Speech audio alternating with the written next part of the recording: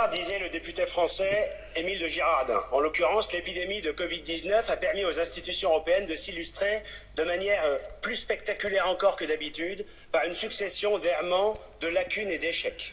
Beaucoup ici, et plus encore au sein de la Commission européenne, voient l'Union européenne non pas seulement comme un supermarché, mais comme un super-État.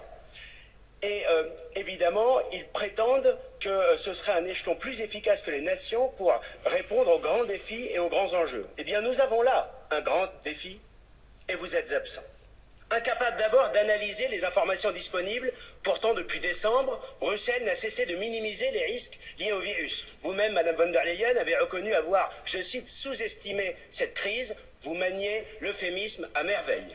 Incapable ensuite d'anticiper une telle crise qui est pourtant un risque majeur dans une économie que vous avez voulu ouverte et mondialisée. L'Union européenne n'a jamais constitué les stocks de masques, de tests et de produits nécessaires pour faire face à l'urgence. Incapable aussi de concevoir une vision de puissance et d'établir une stratégie industrielle, l'Union européenne a laissé se délocaliser nos savoir-faire. 80% des principes actifs de nos médicaments viennent aujourd'hui de Chine.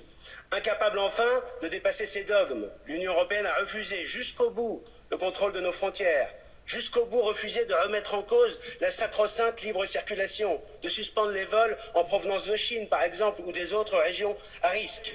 Elle ne s'y est résolue qu'une fois la décision prise par les nations.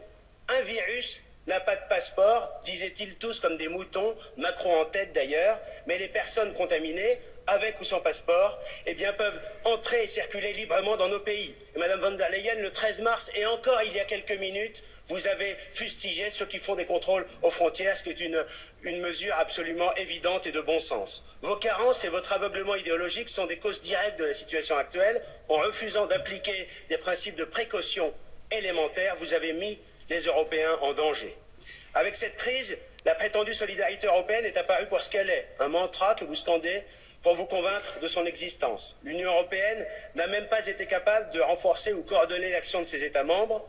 La réalité démontre que seuls les États, avec souvent bien des défaillances et bien des retards, ont fini par agir. Et vous n'avez même pas l'excuse d'avoir été trop concentré, par exemple, pour répondre à l'invasion migratoire lancée par la Turquie. Ici aussi, l'Union européenne a été absente, laissant la Grèce seule. Elle a été soutenue humainement, matériellement par d'autres nations, mais sans l'aide de Bruxelles. Pareillement, la Russie ou la Suisse, et même, et c'est presque humiliant, la Chine, aident plus l'Italie et la France ou l'Espagne dans cette crise sanitaire que ne le fait l'Union européenne.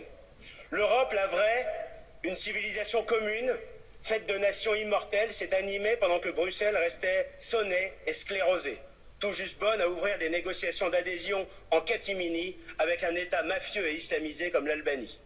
Les peuples vous jugeront sur votre sens des priorités. L'épidémie de Covid-19 est un clou de plus, peut-être le dernier, dans le cercueil d'une bureaucratie supranationale et impotente. Car l'heure du bilan viendra, et avec elle, celle pour les décideurs de rendre des comptes. Gouverner, c'est prévoir, disait Émile de Girardin, en ajoutant « Ne rien prévoir, c'est courir à sa perte ».